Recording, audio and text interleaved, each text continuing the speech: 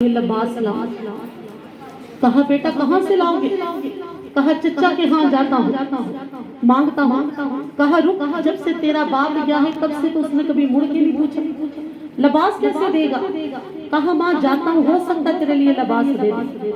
यतीम उम्मीद लेके चचा के दरवाजे पे गया कि दरवाजा बंद हो गया। रोता चलता एक सहाबी रसूल की नजर पड़ी। कहा बेटा क्यों रोता है? कहा मैं यतीम हूँ और माँ मेरी बेवा है। 1 वर्ष हो गया कि मेरा बाप गुजर गया। अपने मुंह मोड़ के मेरी माँ के पास एक लबास है जिसे कभी धोती कभी पहनती है। बड़ी उम्मीद से गया था कि चचा लबास देगा, पर चचा ने इनकार कर दिया। अब सोचता हूँ छोटा हूँ, अपनी माँ को लबास किससे लेकर दूं? सहाबा कहते जिस वक्त मैंने यतीम को रोते देखा ना तो मेरा कलेजा लबों पर आ गया। फरमाया सुन, एक है जो तुझे दे सकता है।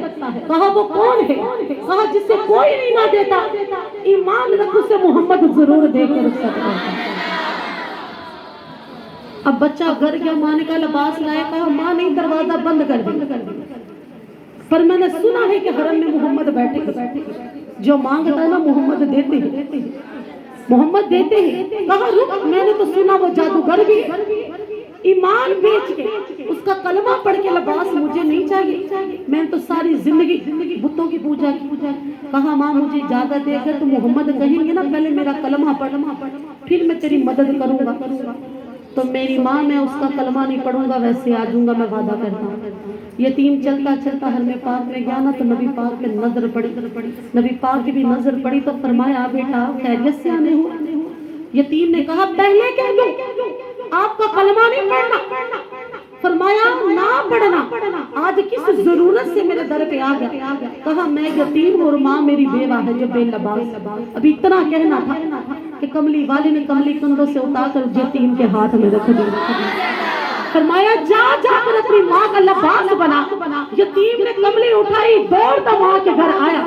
माँ ने कहा ईमान बेच के लाया। माँ नहीं, मैंने तो जाते कहा था कि कलमा मैंने नहीं पढ़ना, पर उसने पूरी बात भी नहीं सुनी और अपनी कमली उतार के तेरे लबास के लिए दे दी।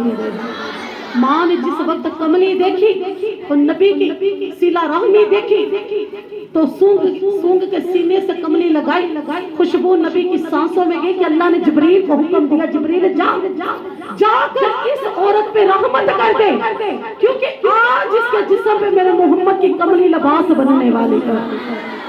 इतना कहना था कि सख्त दिल भी खुशबू नबी से महक उठा और कहने लगी बेटा चल, जब से बाप हमारा किसी ने मुड़ के नहीं देखा, जो बिना किसी मुफाद के दे सकता है, मेरा दिल कहता है मैं उस मोहम्मद का कलमा पढ़ लेना चाहती हूँ। जाके कलमा पढ़ा और दोनों अहले ईमान हो।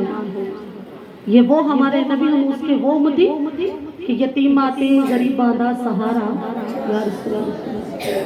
कि नबी पाक ने ईद की नमाज पढ़ी ना तो देखिए गरीब बच्चे रो रहे, गंदे कपड़े हैं, रोता जा रहा।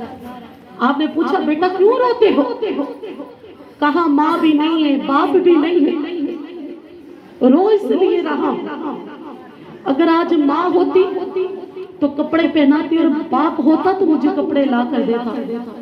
मेरे नबी की आंखों में आंसू आ गए। उस यतीम को उठाया, सीने से लगाया और अम्मा आयशा के घर ले जाकर फरमाया आयशा इसको लिबास पहना और इसको नए कपड़े पहना और फरमाया आज से तू यतीम नहीं। अगर कोई कहे कि तेरी माँ कौन है, तेरा बाप कौन है, तो उन्हें कह देना मोहम्मद मेरा बाप है और आयशा मेरी माँ है। हम तो उस लजपाल नबी की उम्मत है कि जिसके खुल्क इखलाक से पत्थर भी कलमा पढ़ लेते थे। अगर एक सख्त दिल है तो वो हम इंसानों का है जो रब के खौफ में रोता है, वरना रब की खौफ में तो पत्थर शजरो हजर भी रोते। नबी पाक एक दिन सफर पे जा रहे हैं तो रास्ते में देखा है कि छोटा सा पत्थर है, उसके अंदर से एक एक कतरा पानी का निकल रहा है। आपने पत्थर को लिया, हाथ पे रखा तो पत्थर के अंदर पानी के कतरे निकले। प्यार करके पूछा रोते क्यों हो? आज की हुजूर मैंने सुना है जब हश्र का मैदान होगा ना तो जहन्नमी जहन्नुम में जाएंगे ना तो अल्लाह जब जहन्नुम ठंडी होगी ना तो उसकी आग को भड़काने के लिए हम पत्थरों को उसका ईंधन बना देगा। जिस दिन का ये सुना है کہ ہم پتھروں کو جہنم میں ڈالا جائے گا اس کو گرم کرنے کے لیے، تو اس دن سے خوف خدا میں رو رہا ہوں، اللہ کاش کہ وہ پتھر میں نہ ہوں جو جہنم میں چلا جائے، اس خوف سے رو رہا ہوں۔ میری نبی نے اس پہ بھی رحمت رضی اللہ سے دعا کی اور فرمایا پتھر رو نہ، میرا اللہ کا وعدہ ہے حشر والے دن تجھے جہنم میں نہیں بھیجے گا، تجھے جنت کے کسی کونے میں لگا دے گا۔ نبی پاک نے پتھر کو رکھا نا اور سفر پہ چلے گئے، کئی دنوں کے بعد لوٹے تو دیکھا اسی پتھر کو کہ پہلے اس کے اندر سے ایک ایک قطرہ آ رہا تھا، اس کے اندر سے پانی کے چشمے جاری ہیں۔ پھر اس پتھر کو ہتھیلی پہ رکھ کے پوچھا اب کیوں روتا ہے؟ پہلے تو خوف خدا میں روتا تھا، اب تو تجھے جنت کی بشارت ہے، اب کیوں روتا ہے؟ اس کی یا رسول اللہ پہلے جہنم کے خوف میں روتا تھا، اب دن رات رب کا شکر ادا کرتے روتا ہوں۔ اللہ کہتا ہے انسان کا دل سب سے سخت ہے۔ موسیٰ کی قوم موسیٰ کے پاس آئی نا، موسیٰ یہ قتل ہو گئی، اب تو نبی ہے نا، بتا کہ قتل کس نے کیا؟ اللہ تبارک و تعالیٰ نے وحی عطا فرمائی موسیٰ تو نے نہیں بتانا، ان سے کہہ کہ ایک گائے ڈھونڈے، اس کو ذبح کرے، اس کا ایک ٹکڑا لے کے مردے کو مارے، مردہ خود اٹھ کے بتائے گا اس کو قتل کس نے کیا۔ اب وہ لوگ گائے نہ ڈھونڈے، کیوں نہ ڈھونڈے کہ وہ گائے سے محبت کرتے تھے۔ جب موسیٰ علیہ السلام کے بتائے ہوئے بار بار طریقوں سے گائے تک پہنچے، ذبح کی، ٹکڑا مارا، مردے لوٹ کے بتایا کہ مجھے کس نے قتل کیا، تو اللہ قرآن کے پہلے سپارے میں ارشاد فرماتا ہے کہ ان کے دل سخت ہو گئے۔ قرآن کہتا ہے ان کے دل اتنے سخت ہو گئے کہ ان کا تو ایمان ہونا چاہیے تھا۔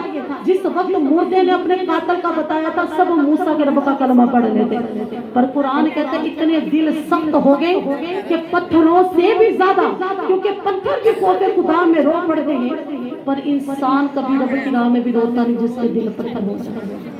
اور اللہ فرماتا ہے تیرا ایک آنسو تیری بخشش کے لیے کافی، تیرا ایک بار سر جھکا کر اپنے گناہوں پہ ندامت کرنا ہی کافی ہے۔ تو سارا دن گناہ کر لے، رات کہے گا نا اللہ معاف کر دے تو میں سارے کر دوں، ساری رات گناہ کر، صبح اٹھتے کہے گا نا اللہ معاف کر دے تو میں پھر بھی سارے گناہ معاف کر دوں۔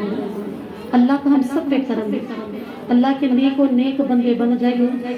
اتنی نماز کا ثواب نہیں، اتنا قرآن کا ثواب نہیں، اتنا حج کا ثواب نہیں، جتنا ثواب آپ کو آپ کی اپنی زبان سے کسی کو اذیت سے بچانے کا، اپنے ہاتھ سے تکلیف کسی کو نہ دے، اتنا زیادہ ثواب ہے۔ کسی بھوکے کو پلائیں، کھلائیں، پیاسے کو پلائیں، گرتے کو اٹھائیں، روتے کو ہنسائیں، بیمار کا حال پوچھے صبح کو، تو اللہ کہتا ہے شام تک میری عرش کے فرشتے اس کے لیے بخشش کی دعا کرتے ہیں۔